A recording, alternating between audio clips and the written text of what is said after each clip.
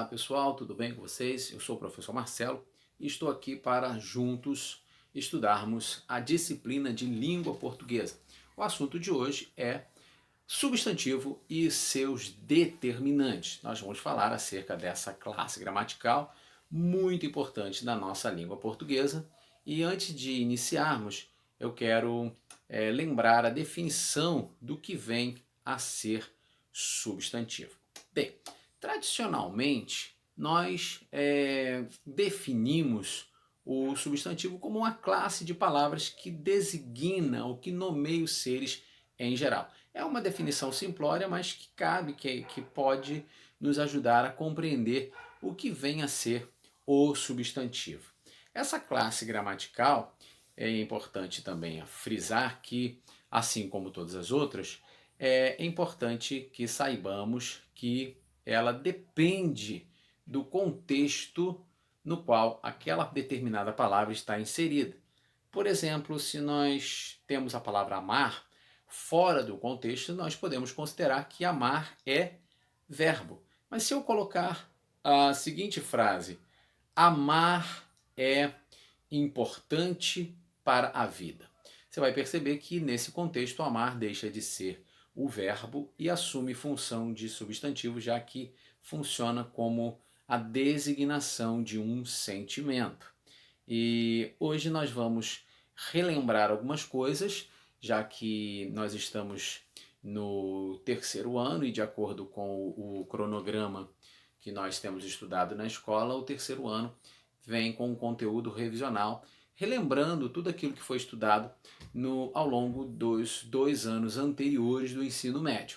Por isso a nossa aula de substantivo ela não vai se aprofundar muito nesses detalhes. Nós vamos simplesmente relembrar algumas coisas, vamos comentar outras e esse aprofundamento ele foi feito mais especificamente no primeiro ano, quando nós estudamos essa classe gramatical. Podemos então seguir, gente? Bacana. Bem, vamos falar sobre a classificação do substantivo. O substantivo tem as suas classificações. Nós podemos classificá-lo como substantivo comum ou próprio. O que é o substantivo comum? É aquele substantivo que vai designar os seres de maneira geral, exemplificando o homem, mulher, criança, caneta, pipoca. Designei seres de uma maneira geral. O substantivo próprio é aquele que vai designar os seres de uma maneira particularizada, individual, como uma espécie única, né? Vamos lá ter o nome de estados: Rio de Janeiro, São Paulo, Minas Gerais, nome de cidades: Belo Horizonte, Vitória, Salvador, nome de bairros: Paraíso, Centro, Jardim Cabo Sul. Temos nomes de pessoas: Marcelo, João, Joana, Joaquina, Gervásia, Quitéria, Eufrásia. Nomes de empresas: Nossa Senhora da Glória, Centro Educacional Pinheiros.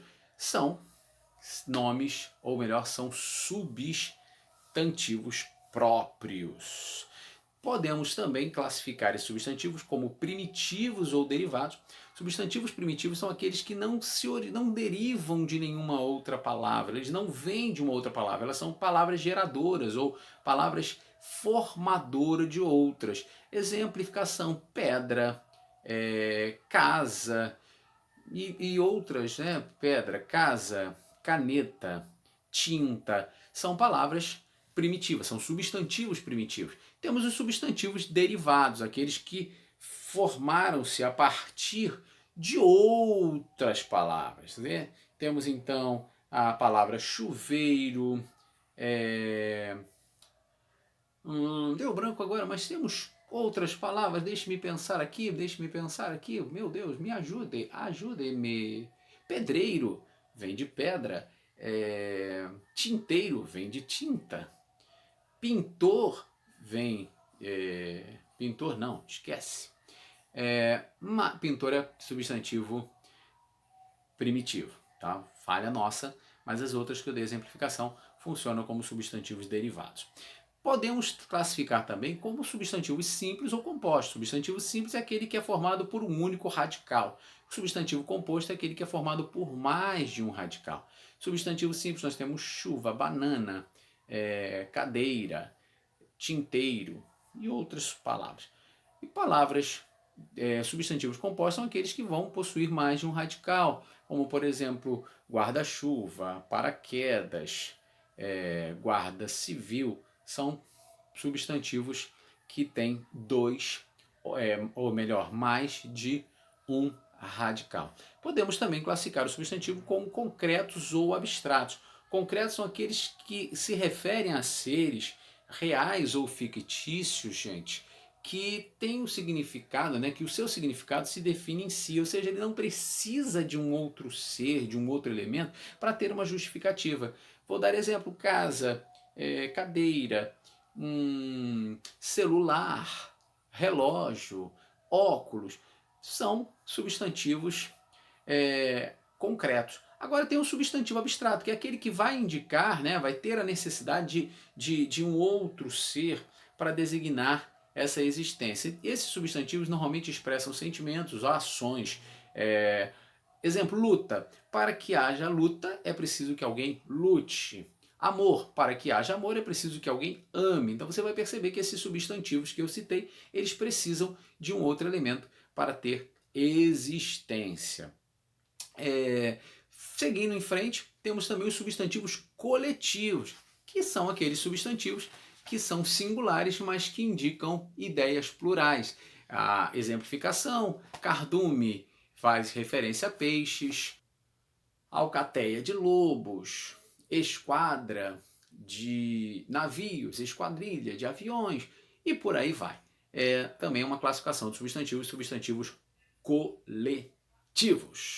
E então, partindo para um próximo ponto, nós vamos falar sobre as flexões do substantivo. Lembrando que esse conteúdo aqui é um conteúdo revisional, nós não vamos aprofundar, então não vamos falar aqui de substantivos comuns, de dois, biformes, uniformes, sobre comuns, epicentro. Não vamos falar sobre isso. Nós só vamos falar que o substantivo ele varia quanto ao gênero, desculpe. Ele varia quanto ao gênero, ou seja, nós temos substantivos que indicam o gênero feminino e nós temos substantivos que indicam o gênero masculino.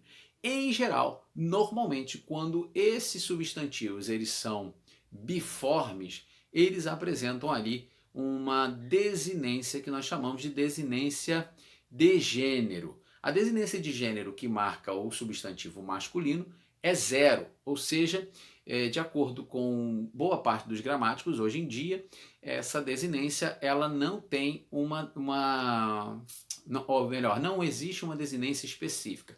Por muitos anos, e ainda há uma tendência de alguns gramáticos seguirem essa orientação, dizia-se, ou disse melhor, reafirmando, ou melhor, repetindo o que eu disse, né, corrigindo a minha fala, alguns gramáticos afirmam que a desinência que marca o masculino é o O.